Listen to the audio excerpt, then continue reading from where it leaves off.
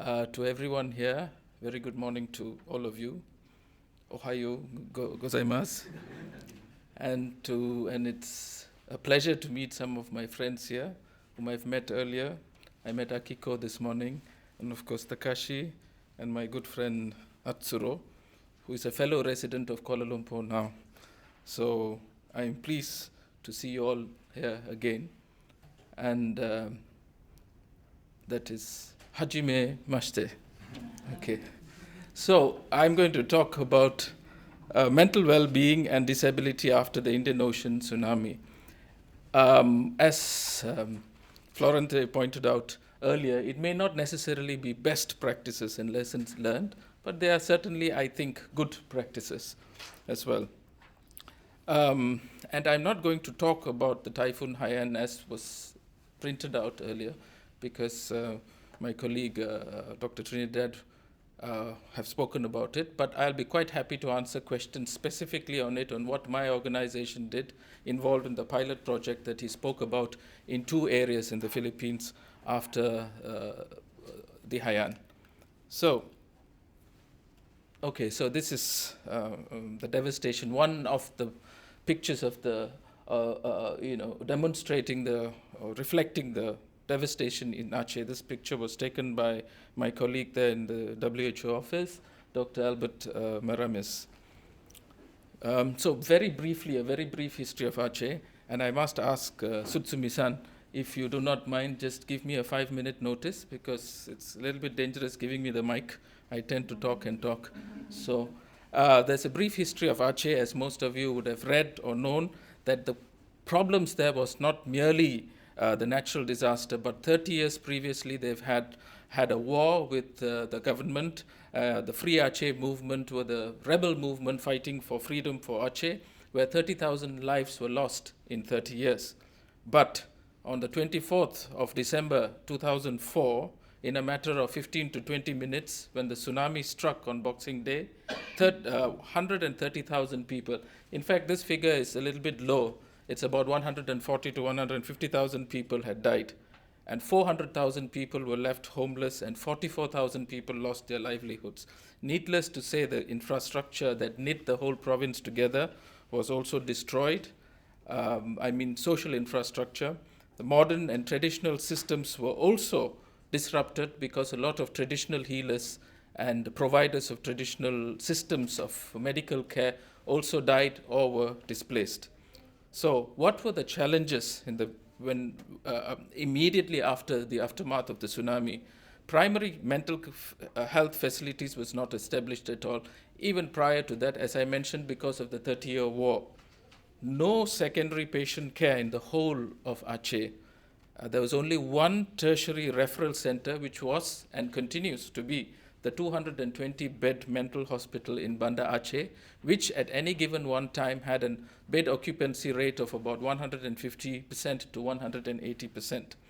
There were only 3 psychiatrists to serve the whole population of Aceh. This is also actually a mistake, in the sense that there were only 2 psychiatrists. One was on long leave. So technically 3, but only 2 for us to serve a population of 4.2 million people. So in this way, I must say that there's a big difference from the presentation that was made by Professor Kim just now, because as opposed to what he presented, in Aceh there was absolutely no system at all. So we will see as we proceed how this provided an opportunity for us to develop that system. Needless to say also, there was a great deal of stigma, local beliefs about mental illness, which means people generally thought that they were possessed by spirits and things like that. And very sadly, there are people who had epilepsy suffered a greater deal of stigma compared to, say, somebody with chronic schizophrenia, for example. And that was often very, devastating for the person concerned. So in this whole picture, how do we include mental health intervention in the recovery process? Obviously, that there was a great challenge as well. So what needed to be done and was done was to look into the basic needs for information, security, shelter, sustenance, and the respectful treatment of the dead. in Aceh, as I mentioned, 130,000 people perished in just 20 minutes. So they had to bury these people. And large sites, pits were dug all over Aceh to actually bury people. And in some pits, there were 20,000, 30,000 people. And this caused a lot of agony because in the Islamic traditions, there has to be a certain way of burying people. And a lot of people, the survivors there, when you ask them what upset them most, that used to be the answer, that they couldn't bury their loved ones in the proper way. They were not so much upset about the loss, but more upset about the way the bodies were dumped. So special attention to those with pre-existing mental illness. This was already pointed out by many of the previous speakers. And to also attention to vulnerable groups. It could be children, elderly, as well as people with disabilities. We found a lot of people with physical disabilities as well who were neglected as a result of people fleeing the tsunami or the waves. And people with physical disabilities, as pointed out by Akiko just now in her presentation, also suffered with a great deal of psychological distress that was not anticipated. Certainly communication and basic problem skills was something that was very important, and that was also encouraged there, especially to our volunteers. Professor Kim just now spoke about psychological first aid. That was also done and taught. Because we also impressed upon our volunteers that you don't have to be a mental health specialist or a professional in order to do psychological first aid. Certainly to establish accessible advertised service, was really, really very important in Aceh, and that was not done, I must say. 3 months after the tsunami, when I went to Aceh, there were still not complete family tracing mechanisms. People didn't know. Some of their first cousins were just living a couple of kilometers away, and they were assumed to be dead. So services, family tracing, and things like that were not properly advertised and done. And certainly we spoke about the need of biological intervention, but at the same time, as some of our speakers previously emphasized, the need for psychosocial or social interventions is equally important, and in some cases can be even more important. And lastly, to educate and supporting the carers, because often the needs of the carers are not looked into as well. As Mark Van Overen mentioned in his last line in his presentation, please look after yourselves, he says. So that was something that we had probably overlooked as well. So rapid training for emergency staff was also done. And certainly, as it was pointed out earlier, proper use of essential drugs needed to be enforced, as well as to ensure sustainable supplies of these. Because we found in most cases there were essential supplies, but it was not sustained. There was no enough stock. And worse, in some cases, we even had international organizations. And by the way, more than 100 international organizations ended up in Aceh after the tsunami. Some of these organizations brought very high-tech medication. At that time, in 2004, when even clopramazine that was invented in 1952 was not available in Aceh, there were organizations, and I do not want to mention one organization that's actually affiliated to the United Nations, brought in olanzapine and SSRIs and high-tech new antipsychotics and antidepressant medication, treated people in a particular community in Aceh, and after 6 months left. And the local population came to us at the provincial health office demanding the continuation of this medicine. So a lot of international agencies have very good intentions. Unfortunately, they do not think about sustainability, and this causes more harm than good. So, and another important thing that I learned, and this I must admit that whatever I learned in medical school or as a resident in psychiatry, I started to question myself there, because when I went to Aceh, I realized, 3 more minutes, that's sad. What am I to do now? Okay, so I'll just rush through this. So, building a relationship with traditional healers are also very important. This is a slide that Mark had shown that just the first line, I just draw your attention to the first line, that in severe disorders, for example, the prevalence after 12-month prevalence can actually almost double. So we looked into that particular thing. So in that sense, our focus was on post-emergency intervention, capacity building, capacity building for doctors, nurses, village volunteers, community sensitization, where we included disaster preparedness, awareness, stigma, and discrimination, as well as advocacy. In all these cases, we included consumers, carers, village and religious heads to participate in this. This is the idea of a comprehensive mental health services that we have established in Aceh, I must say. These are some of the volunteer nurses who do home visits.